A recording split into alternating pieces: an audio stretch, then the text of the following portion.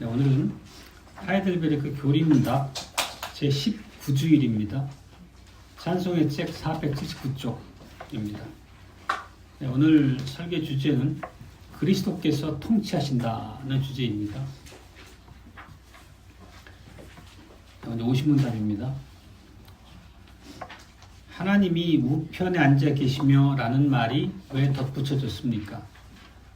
그리스도는 자신을 그의 교회의 머리로 드러내기 위해서 하늘로 오르셨고 성부께서 그를 통하여 만물을 다스리십니다. 51문답입니다. 우리의 머리 되신 그리스도의 영광은 어떻게 우리에게 유익합니까? 첫째, 그리스도는 그의 성령으로 그의 지체들인 우리에게 하늘의 은사들을 부어주십니다. 둘째, 그리스도는 그의 권능으로 모든 원수들에 대해서 우리를 보호하고 보존하십니다. 52문답입니다. 그리스도께서 산 자와 죽은 자를 심판하러 오실 것은 당신에게 어떤 위로가 됩니까? 나의 모든 슬픔과 핍박 중에 나는 머리를 들어 전에 나를 대신하여 하나님의 심판에 자신을 내어주어 내게서 모든 저주를 제거하신 그를 하늘의 심판주로 간절히 기다립니다. 그리스도는 나와 그의 모든 원수들을 영원한 형벌에 처하시지만 나와 그의 모든 택자들은 하늘의 기쁨과 영광 안으로 친히 인도하실 것입니다. 아멘.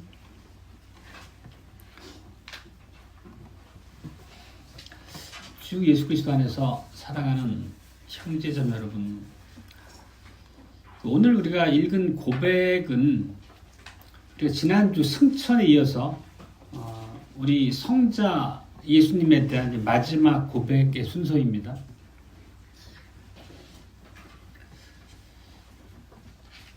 우리가 이제 그런 장면을 한번 상상해 볼 수 있겠습니다.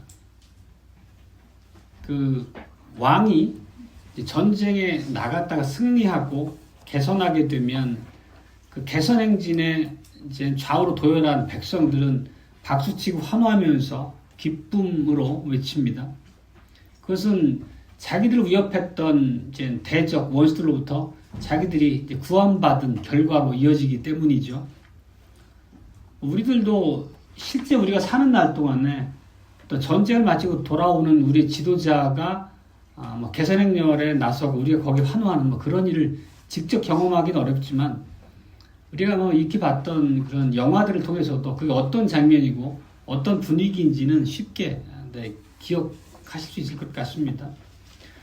실제 그 전쟁 영화에서 이런 이제 개선 행렬의 모습은 거의 클라이맥스 같은 의미를 갖죠.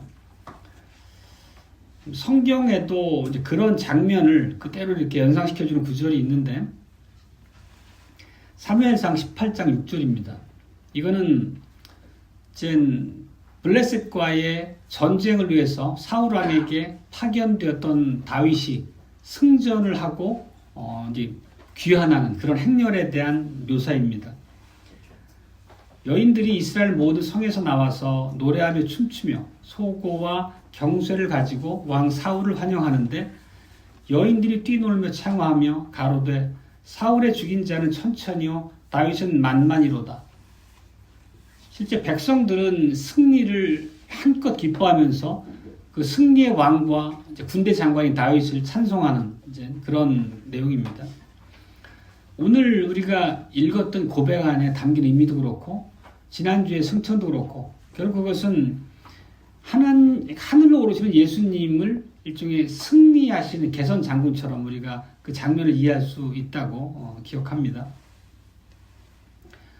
우리 주님께서는 하늘에 계신 아버지 보좌 우편에 좌정하기 위해 올라가셨고 또 대개의 그 승전하고 돌아오는 이제 왕과 그 이제 승리한 부대들은 많은 전리품을 가지고 와서 백성들에게 나누어주는 이제 축하의 의미로 나눠주는 그런 일을 행하게 되죠. 실제 예수님께서 이제 승리하신 왕으로서 하늘로 복귀하시고 우리에게 많은 하나님의 은사들을 베풀어 주십니다.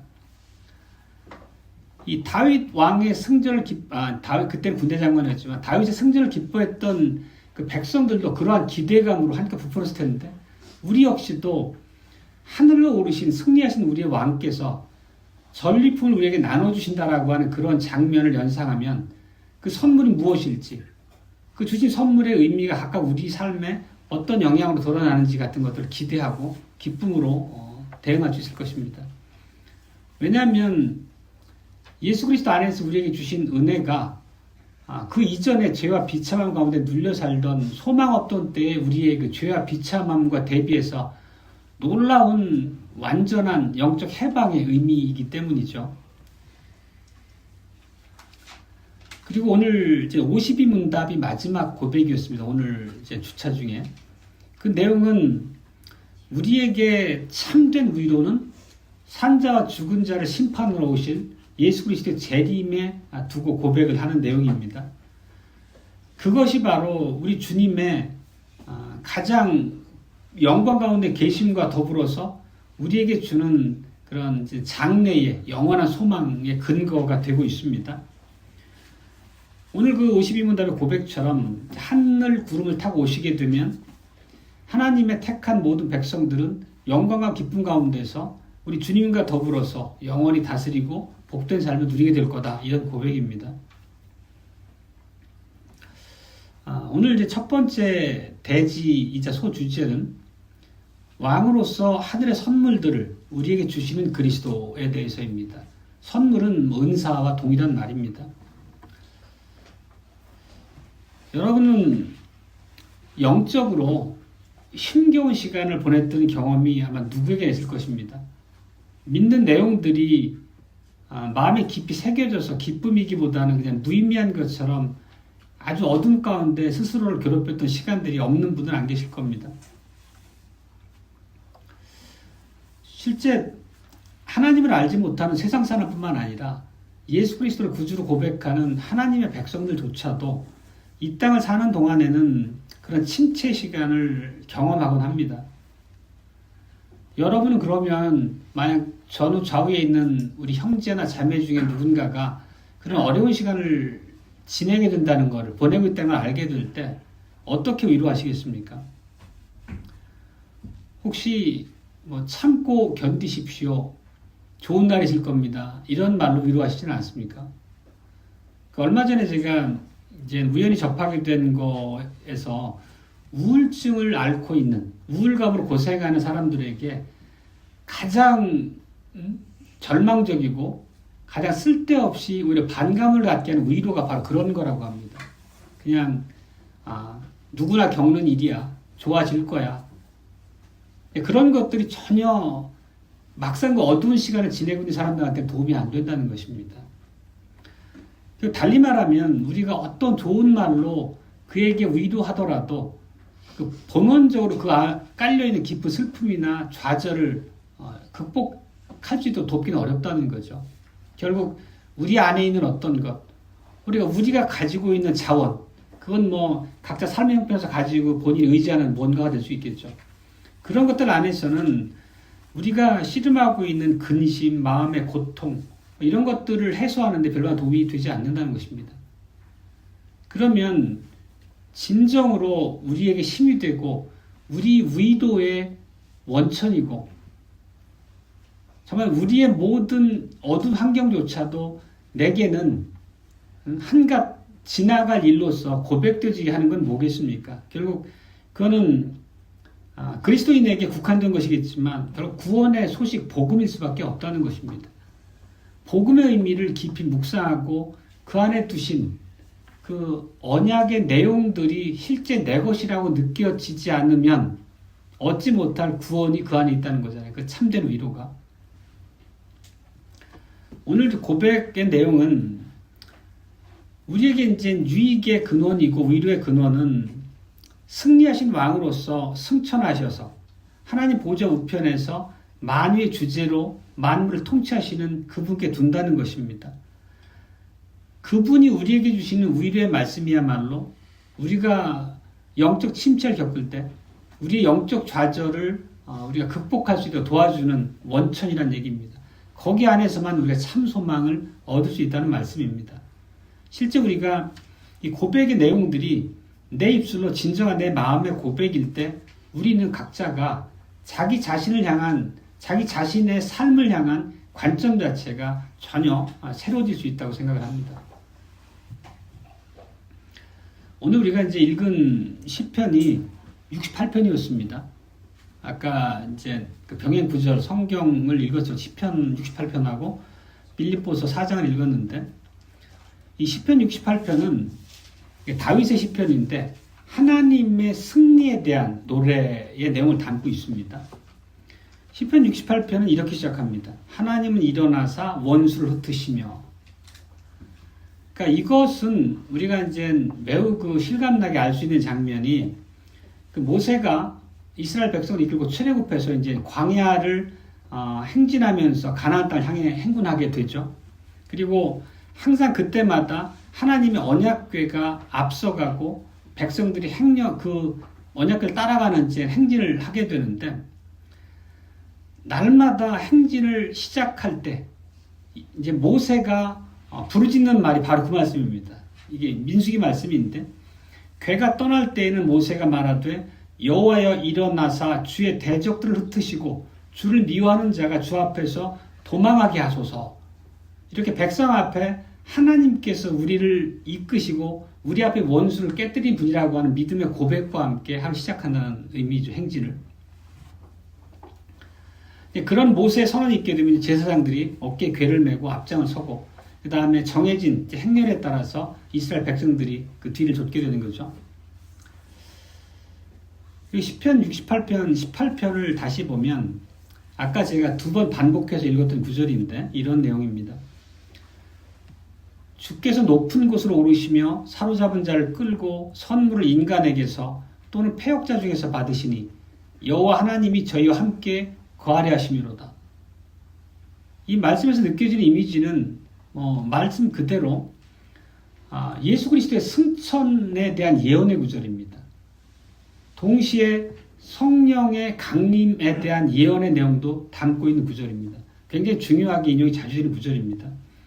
그리고 우리가 함께 읽었던 에베소서 4장에서 바울은 바로 이 시편 68편에 그리스도의 하나님의 승리를 인용해서 예수 그리스도께 적용하는 방식으로 에베소서 4장을 기술해 나갑니다.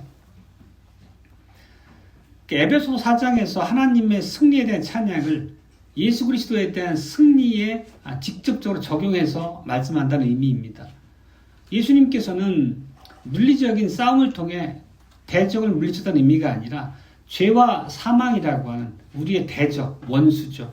깨뜨렸다는 것입니다. 승리하셨다는 거죠. 그리고 그 승리 끝에 장군이 전쟁에서 이기고 개선하듯이 그 모든 사명을 아버지께로부터 받았고 그 아버지가 계신 하늘로 이제 승리의 귀환을 하시는 것을 우리가 승천으로서 이해했었습니다. 실제 에베소서 오늘 읽었던 부분인데 4장 8절은 이 68편 18절과 매우 흡사합니다. 그 구절에 거의 직접적인 적용과 같은 정도인데 이런 내용이거든요. 그가 위로 올라가실 때에 사로잡힌 자를 사로잡고 사람들에게 선물을 주셨다 하였도다. 여기서도 보면 그리스도께서 승천하시는 것을 전쟁에서 승리하고 오는 왕의 개선 행렬과 같은 이미지를 가지고 묘사함을 봅니다. 실제 우리가 그 앞서 이제 개선 행진 이런 예를 가지고 오늘 말씀 시작했지만 전쟁터에 나간 왕이 전쟁에서 승리하게 되면 수많은 전리품을 가지고 귀환하게 되잖아요. 그건 온갖 보화일 수도 있고 좋은 옷일 수도 있고 또 수많은 포로들까지 포함될 겁니다. 그리고 그런 장면을 우리가 출애굽의 경우에도 적용해 볼 수 있을 겁니다. 6월절 그 저녁에 그들이 급하게 애굽을 떠날 때에 여호와 하나님께서는 백성들에게 명령을 주셨죠. 이스라엘 백성들에게 애굽 백성들에게 가서 은금, 패물과 의복을 달라고 요구해라. 그러자 실제 그런 일이 벌어졌잖아요. 애굽 백성들이 가진 모든 보화를 다 나눠주고 귀한 옷을 주면서 제발 우리에게서만 떠나가 달라. 이렇게 해서 말하자면 많은 전리품을 획득하고 승전으로 귀환하는 그런 행렬처럼 이스라엘 백성들이 그런 개선의 행렬과도 같이 애굽을 떠나오는 장면을 우리는 기억합니다. 그렇게 항상 전쟁의 승리에는 전리품이라는 게 따른다는 의미를 이 안에서 새길 수 있다는 거죠. 그리스도께서도 지상사역을 이제 마치고 지상사역에서 예수님이 싸우셨던 대적은 마귀고 또 세상이고 결국 죄의 권세였던 거죠. 그 모든 걸 깨뜨리고 이제 귀환하실 때 그럼 가지고 어떤 전리품을 가지고 하늘로 귀환하셨느냐는 거죠. 그리고 그렇게 하늘로 가지고 귀환하신 그 전리품을 그 백성들에게 나눠주실 텐데 그게 무엇이냐는 것입니다. 오늘 우리가 잘 살펴봐야 될 부분은. 여기서 시편 68편 18편과 에베소서 4장 8편을 다시 한번 연계해서 그 의미를 짚어보겠습니다. 68편 18편 다시 한번 보겠습니다. 주께서 높은 곳으로 오르시며 사로잡은 자를 끌고 선물을 인간에게서 또는 패역자 중에서 받으시니 이 구절이 거의 흡사하게 4장 8절이라고 말씀드렸습니다. 에베소서에. 예. 근데 에베소서의 내용을 보면 그리스도께서 사람들에게 선물을 나눠주신다는 표현을 그대로 담고 있거든요. 이렇습니다. 다시 한번 보면. 그가 위로 올라가실 때에 사로잡힌 자를 사로잡고 사람들에게 선물을 주셨다 하였도다. 이 두 구절을 어떻게 병행해 속에 읽을 수 있냐면 시편에서는 많은 전리품을 가지고 귀환하는 모습을 그렸다고 하면 이 에베소서에서는 그 수많은 전리품을 선물로 나눠주시는 이미지로서 똑같은 내용을 묘사하고 있습니다. 이 칼빈이 시편 68편 18절에 대해서 해석한 바를 살펴보니까 그 받으셨다라는 말을 어떻게 해석하냐면 그리스도께서 정복자로서 취하신 수많은 전리품을 백성들에게 나눠주기 위해서 받으셨다. 그래서 그걸 근거를 가지고 에베소서 4장 8절을 해석하는 거죠. 결국 예수님께서 승천하신 그 승리의 전리품을 교회에 주시는데 그것이 바로 예수님이 교회에 나눠주신 은사요 은혜라는 거죠. 그리고 빌립보서 4장은 그 은사요 은혜가 무엇인지를 고백하는 내용을 담고 있거든요. 무엇보다도 성령을 우리에게 은사로 주셨고 또 교회 직분자를 교회 주신 은사라고 표현하잖아요. 그런 말씀의 내용이 에베소 4장에 풍성하게 담겨 있습니다. 이런 것들 조금 더 이해하기 쉽게 그냥 하나의 그 전쟁에서 귀환하는 이미지를 생각해 보면 그 수많은 전리품을 갖고 와서 왕이 독식하고 자기 창고에 다 들이지 않잖아요. 백성들에게 나눠주고 자기와 함께 전투에 임했던 그 장군들에게 나눠주고 그 모든 기쁨을 함께 즐거워하는 과정으로 전쟁의 승리를 자축합니다. 실제 그런 장면들을 몇 개 살펴보면 사무엘상 30장의 장면을 하나 인용해서 말씀드려 보겠습니다. 그거는 다윗이 아말렉과의 전투에서 승리하는 내용인데 어떤 거냐면 다윗이 사울을 피해가지고 이제 방황할 때에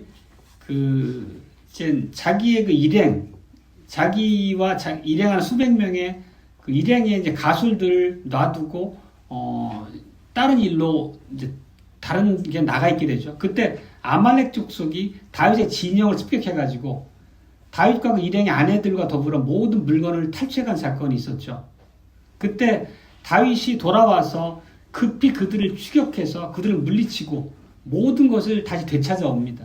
그들이 가졌던 보물까지도 되찾아오는데 그때 어떤 장면이 그 이해 묘사가 되냐면 그 승리에서 얻은 전리품을 아말렉 족속과 싸우러 나가는 중에 지쳐서 뒤에 처져 있거나 그냥 뒤에서 기다렸던 다른 모든 일행들과 함께 나누는 장면을 묘사하잖아요.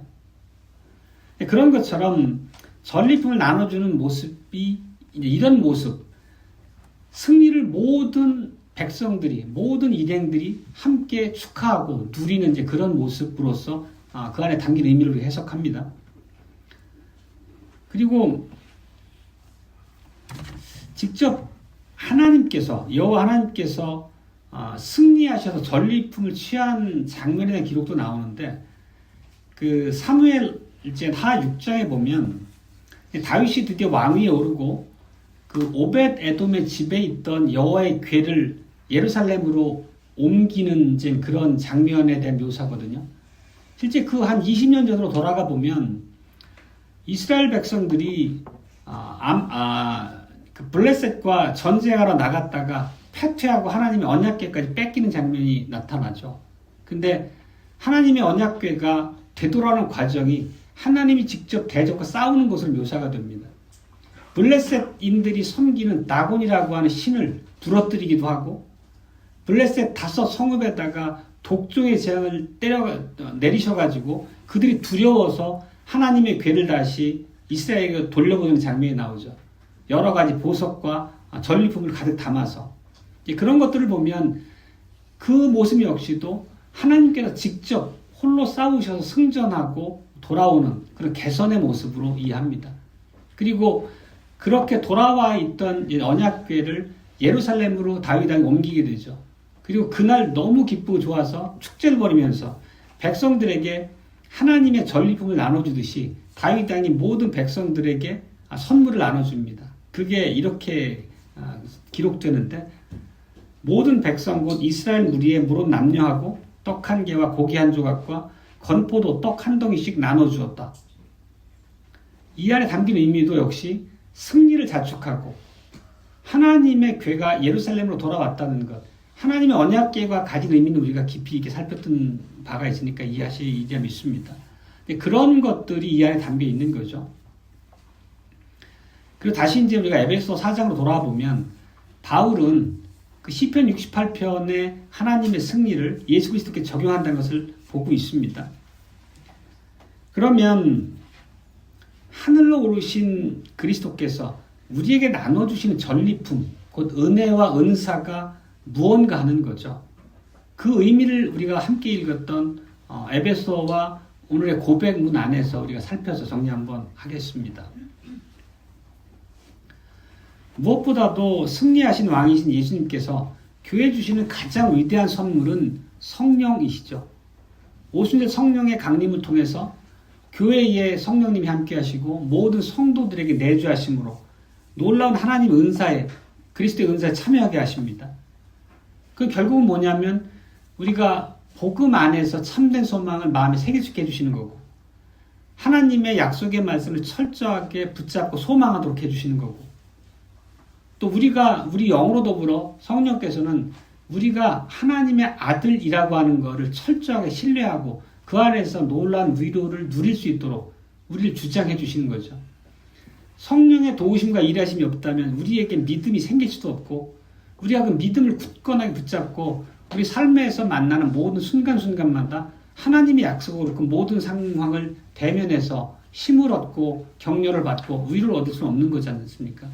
이 모든 것이 성령을 우리에게 은사로 주신 결과로서 우리가 누리는 거죠. 그리고 하나님의 말씀을 우리가 따라 산다면 우리의 능력으로서가 아니라 연약한 가운데서도 조금씩 나아지고 성장해가는 모습으로 하나님의 말씀 안에서 우리가 서 나가게 되면 결국 그 결과로서 성경이 가르치는 것은 성령의 열매 맺는 방식으로 우리가 성숙해 간다는 걸 얘기하잖아요. 성령의 9가지 열매가 뭐겠습니까? 사랑, 희락, 화평, 오래 참음, 자비, 양선, 충성, 온유, 절제. 각각의 별개가 아니라 하나의 종합적인 은사의 여러 모습들로 우리가 이해하고 있는 바인데 결국 우리가 하나님의 백성으로 자라간다는 것은 우리가 성도의 교제 안에서 서로를 향한 삶의 방식과 교제의 방식과 대면함이 이런 특성들로 방향 지어져야 한다는 얘기죠. 이런 것들이 결핍됐거나 이런 것과 반대되는 방향으로 성도 간의 교제에서 어떤 부족함이 드러난다는 것은 계속 우리가 마음을 쓰고 하나님 은혜 안에서 이런 모습으로 성장해 가기를, 장성해 가기를 우리가 소망하고 훈련 받아야 된다는 말씀과도 같습니다.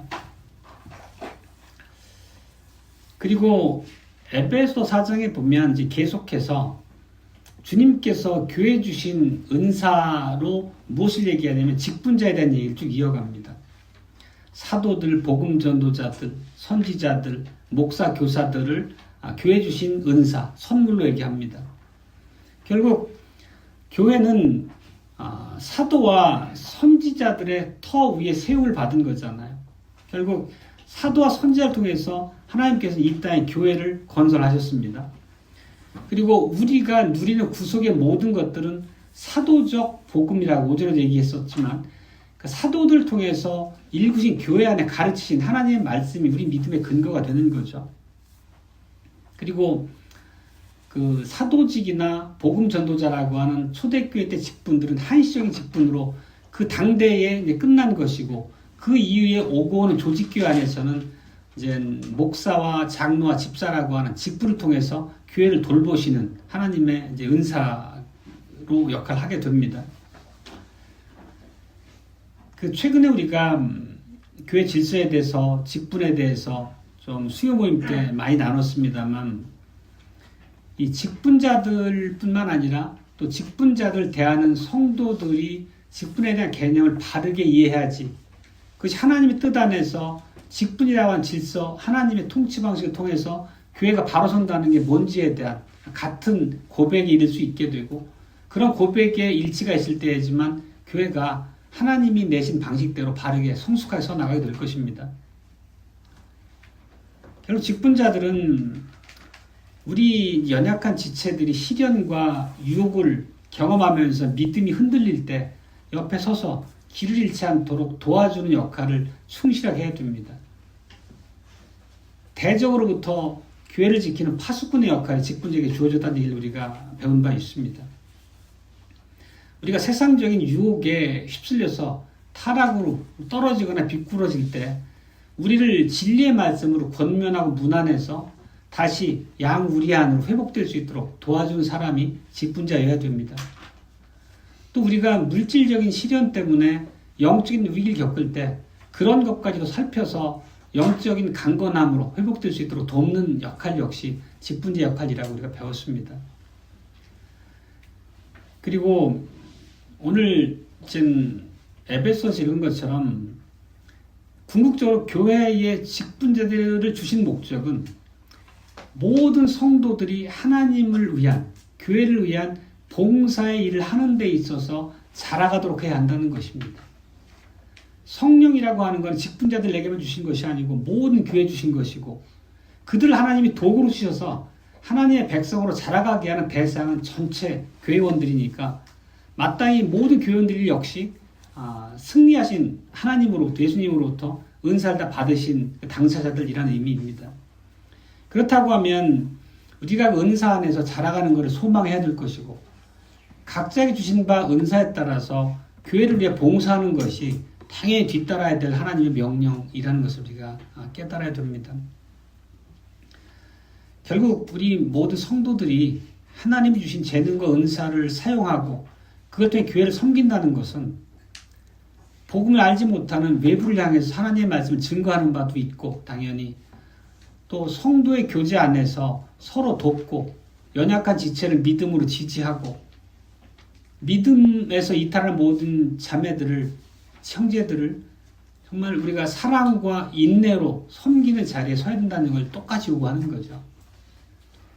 직분자들이 아닌 자들에게도 사실은 각각의 삼중직으로서의 직분이라고 하는 게 부여된 걸 아시고 계시죠. 그리고 우리 안에 내주하시는 성령의 도우심, 그분께서 주시는 은사를 통해서 우리가 그 일을 감당하도록 우리에게 명령하시는 겁니다. 이런 일들을 우리가 통해 알 수 있는 것은 하나님께서 우리 주님께서 예수 그리스도께서 승천하시고 그렇게 취하셨던 지상사역의 승리로부터 얻은 전리품을 교회에 주신다는 의미, 그 의미 하나하나가 우리가 신앙하고 하나님의 백성으로 살아가는 삶의 현장에서 어떻게 힘이 될지, 또 각자가 어렵고 힘든 침체기를 겪을 때도 바로 우리가 힘을 얻고 우리가 회복되는 근거가 거기서부터 나온다는 것을 우리가 또 알 수 있습니다. 오늘 두 번째 소주제는 승리하신 왕의 신적 능력으로 우리를 다스리시는 그리스도에 대해서입니다. 에베소서 1장은 그리스도의 통치권에 대한 고백의 내용인데 1장 20절과 22절을 한번 읽어보겠습니다. 하늘에서 자기의 오른편에 앉히사 모든 정사와 권세와 능력과 주관하는 자와 이 세상뿐 아니라 오는 세상에 일컫는 모든 이름 위에 뛰어나게 하시고 또 만물을 그 발 아래 복종하게 하시고 그를 만물 위에 교회의 머리로 두셨다 이렇게 고백합니다. 결국 하나님께서 그리스도를 교회를 위해서 교회 유익을 위해서 만물의 머리로 두셨다는 고백이 바로 에베소 1장의 고백입니다. 그리고 그 만물을 그리스도의 발 아래 복종시켰다는 그 이미지는 시편 110편에서도 잘 나타나는데 110편 1절이 이렇습니다. 여호와께서 내 주에게 말씀하시기를 내가 내 원수로 내 발등상 되게 하기까지 너는 내 우편에 앉으라 하셨도다. 그래 잘 기억하는 구절이죠. 이 구절은 우리가 전에도 인용했었지만 그리스도의 신성 또 그리스도의 왕권을 예언하는 내용을 담고 있는 거잖아요. 그리고 그 왕권 자체가 방금 전에 읽은 에베소 1장에 얘기하신 그리스도의 만유의 주제로서의 통치권과 같은 얘기를 고백하고 있는 거고, 그리고 여호수아 10장 24절도 이 통치권에 대한 참고가 될 만한 구절을 한번 살펴보겠습니다. 여호수아가 군장들에게 이르되 가까이 와서 이 왕들의 목을 발로 밟으라. 이게 뭐냐면 이제 여호수아가 가나안 땅을 점령하러 들어갔을 때에 아모레 5왕을 포로로 잡고 그 장면에 나오는 묘사입니다. 여호수아가 자기 군장들을 불러서 그 왕들의 목을 밟도록 하죠. 그리고 이어지는 구절이 뭐냐면 이렇습니다. 두려워 말며 놀라지 말고 마음을 강하게 하고 담대히 하라. 너희가 더불어 싸우는 모든 대적에게 여호와께서 다 이와 같이 하시리라. 결국 우리의 주인이시고 우리의 왕이신 그분의 왕권 하에 모든 만물이 무릎 꿇게 된다라고 하는 것을 이 구절 역시 선포하고 고백합니다. 결국 이런 구절들의 요점은 그리스도의 그 만유의 주제로서 통치권이라고 하는 이제 공통적으로 이제 우리에게 가르치고 있습니다. 그렇다면 우리가 이 땅을 살아가고 예수님이 지금 물리적으로 우리 곁에 계시진 않지만 성령과 더불어 우리에게 함께 하심으로 우리를 이길 세상에 어떤 세력도 존재하지 않는다는 것이죠. 마귀와 더불어서 마귀의 충동을 받아 교회를 공격하거나 교회를 시험 들게 하는 모든 것들 역시 우리가 믿음 안에서 하나님을 의지함으로 돌파할 수 있다는 얘기죠. 그분의 돌보시고 보존하신 은혜는 변기함도 없을 뿐더러 그 어떤 경우에도 완벽하게 그 말씀대로 이루어진다는 것을 우리가 가르칩니다. 우리가 하이델베르크 일문답에서 고백하는 그리고 늘 기억하고 인용하는 구절이지만 머리카락 하나도 땅에 떨어지지 않을 만큼 그렇게 완벽하고 자상한 방식으로 우리를 보호하시는 하나님의 약속을 기억하는 거죠. 우리가 어찌 보면 하이델베르크 1주차의 고백에 대해서나 오늘 우리가 살피는 말씀들이 하나하나에 대해서 우리가 문자적으로 지식적으로 머리에 기억하고 또 때로는 내 입술로 드러내고 고백하는 말씀이기도 합니다. 근데 정말 이것이 우리에게 믿음의 고백이고 우리가 참 위로가 되고 우리가 어려운 순간에 내 힘으로 정확하게 나를 주장할 수 있으려면 우리가 믿음으로 이 말씀을 깊이 있게 묵상하고 마음에 새기는 것이 중요하겠습니다. 세상에서야 그 많은 악한 지도자가 때로 나와가지고 오히려 백성들을 섬기고 백성들의 삶을 보살펴야 함이 당연하지만 우리 자기의 이속과 자기의 번영을 위해서 백성들을 그냥 도구 삼아 착취하는 그런 지도자들도 많이 있죠.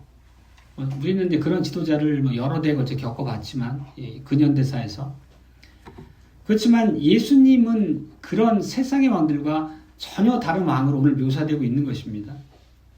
예수님께서는 교회를 당신의 몸으로 여겨주시고 교회를 위해서 당신의 몸까지 생명까지 바치신 분으로 고백하고 있습니다.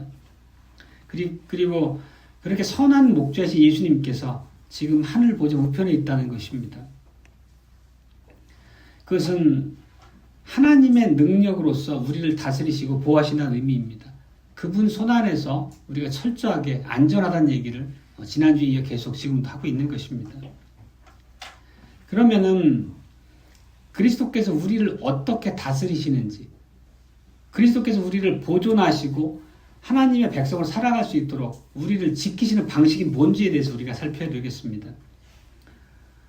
성경에서 일관되게 우리가 가르치는 바는 우리가 하나님의 길로 순종하고 살 수 있기 위해서는 성령께서 말씀을 통해 우리를 다스리는 방식으로 그렇게 하신다는 것을 얘기합니다.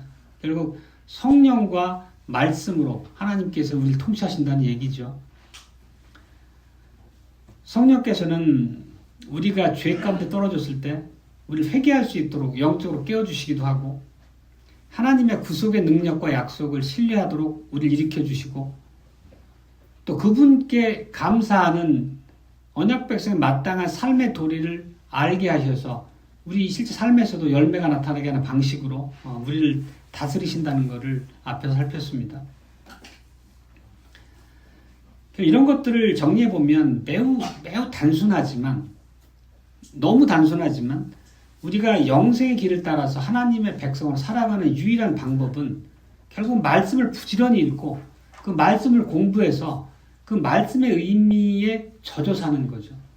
그 말씀의 의미가 내 삶을 좌우할 수 있도록, 내가 늘 그 자리에 설 수 있도록 우리를 돌이키고 세워가는 게 결국 영생을 따라가는 길이라는 것입니다. 말씀과 성령의 은혜를 의지해서. 그러면 그 결과가 어떻게 나타나냐면 로마서 8장 35절에 이런 구절이 있습니다. 아실만한 구절인데, 누가 우리를 그리스도의 사랑에서 끊으리요? 환난이나 곤고나 핍박이나 기근이나 적신이나 위험이나 칼이랴. 놀라운 위로가 되는 내용이잖아요. 여기 나오는 대로 환난, 곤고, 핍박, 기근, 적신, 위험, 칼. 우리가 사는 날 동안 만나게 되는 위험 중에 여기에 포함 안 되는 게 있습니까? 어쨌든 다 이 범주 중에 하나가 생각이 됩니다. 우리가 그런데 성령을 의지함으로 말씀 안에서 자라갈 때 우리에게 주어진 그 안전함이라고 하는 게 이렇다는 얘기죠. 어떤 상황 가운데서도 전혀 위험할 게 없다는 얘기를 바울이 고백하고 있는 거죠. 그리스도의 우리를 도우시고 보존하심이 이렇게 강력하다는 것을 얘기합니다. 마지막 세 번째 소주제는 대지는 우리의 승리하신 왕의 택자들의 영광을 위해 다시 오신 그리스도에 대해서입니다. 예수 그리스도의 재림에 대한 거죠. 그 재림이 우리에게 주신 참 소망이 어떤 것인지를 얘기합니다. 오늘 오전에도 말씀드렸던 바와 같은 맥락의 말씀인데, 오늘 이제 말씀을 시작할 때 드렸던 것처럼 하나님의 자녀임에도 불구하고 예수 그리스도께서 우리를 지키신다고 하는 약속에도 불구하고 우리가 사는 삶이 늘 꽃길은 아니잖아요. 늘 화창한 봄날은 아니라는 거죠. 우리 앞에 시련의 시간도 두고 슬픔의 시간도 두셔서 하나님의 백성으로 연단하시고 자라가게 하십니다. 그런 모든 순간에 우리는 방황하기도 하고 영적으로 침체에 빠져가지고 스스로 어둠 속에 헤매기도 하지만, 그런 가운데서도 우리는 하나님의 장중에서 안전하다는 것을 우리 고백한 바 있잖아요. 그리고 궁극적으로 우리의 원천은 뭐냐 하면 재림의 소망이라는 것입니다. 결국 우리의 모든 슬픔과 눈물이 완벽하게 씻겨지고 하나님께서 우리 앞에 두신 약속이 완전히 만개해서 우리의 삶의 모든 순간이 그런 약속들의 충만함으로 채워질 시간은 재림과 더불어 우리에게 임할 거라는 얘기가 우리의 궁극적인 소망이 된다는 뜻입니다. 그렇기 때문에 우리가 식후 기도에서도 구름을 타고 오실 우리 주님을 기대한다는 고백을 하잖아요. 그래서 이 땅을 살아가는 날 동안 우리가 비록 이 땅을 살지만 위에 있는 것들을 구할 수 있는 믿음으로 살 수 있다는 것을 고백하는 거죠. 이 마지막 날의 모습을 한번 그려보면 하나님 앞에 이제 책이 열리고 모든 사람들은 살아생전에 행했던 그 선악간의 몸으로 행한 것들을 따라서 심판을 받게 될 것입니다. 그들이 살아생전 했던 모든 그들의 무익한 말들이 책임지고 당할 것이라는 말이죠. 누가복음 12장 그 말을 이렇게 얘기합니다. 감추인 것이 드러나지 않을 것이 없고 숨은 것이 알려지지 않을 것이 없습니다. 그러니까 이런 말씀들은 실제 예수 그리스도를 믿지 않는 불신자들도 그 일반 계시를 통해 양심에 하나님이 율법의 빛을 새겨주셨잖아요. 그렇기 때문에 죽음 이후에 있을 자기들의 삶에 대한 책임에 두려움을 갖게 되는 거죠. 자기들이 질 책임에 대해서 어떤 그 영적인 두려움을 갖는 경우가 많이 있잖아요. 실제 불신자로 살았던 예수 그리스도를 알지 못했던 자들의 그 심판대 앞에서의 모습을 이렇게 묘사합니다. 바깥 어두운 데로 쫓겨나서 슬피 울며 이를 갈미 있을 것이다. 이건 이제 영원한 형벌에 대한 묘사잖아요. 고통, 좌절, 분노, 그러니까 온통 슬픔을 묘사하시는 모든 단어들만으로 채워지는 게 결국 지옥 구덩이의 모습일 텐데 그게 바로 여기 함축도 있습니다. 결국 마귀와 하나님을 믿지 않는 모든 불신자들은 하나님께서 예비하신 영영한 불못에서 영원히 고통받게 된다는 게 하나님의 말씀인 거죠. 그렇지만 이런 것과 완벽하게 대비되는 게 택자들의 마지막에 임하게 될 삶의 모습인 거죠. 그 시간은 우리에게 마지막 날은 큰 즐거움의 시간이 될 것이라고 하는 것이 오늘 고백의 그 정점과도 같습니다. 하나님께 택함받은 신실한 백성들은 의의 면류관, 생명의 면류관, 영광의 면류관을 받게 될 것이라는 얘기를 하는 거죠.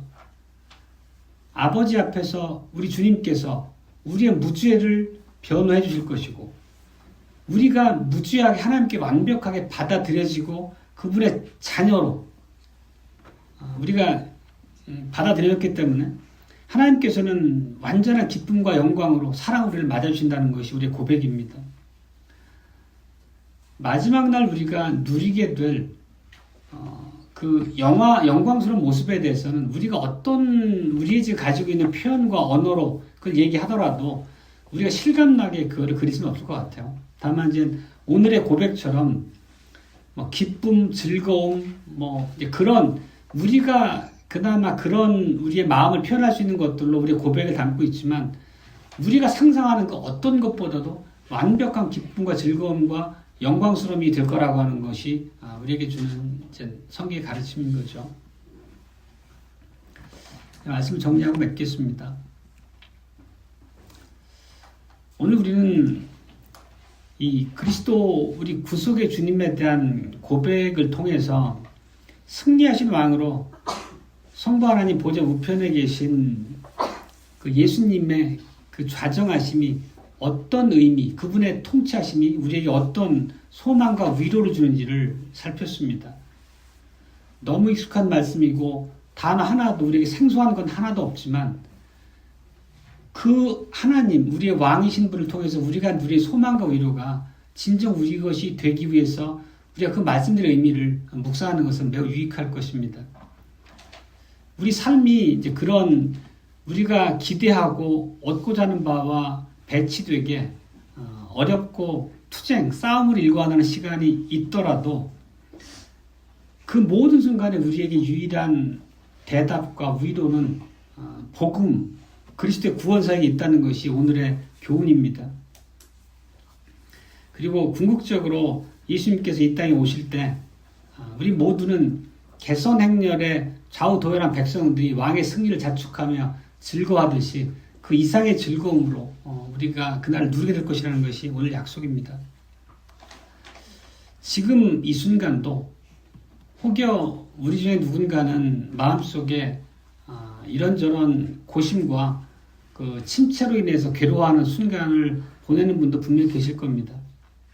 그럼에도 불구하고 오늘 우리가 들은 복음의 내용에 따라서 무한하신 능력으로 통치하시고 우리를 향한 무궁하신 사랑으로 주신 은사로서 우리를 보살피고 이끄시는 그분의 약속을 붙잡아야 되겠습니다.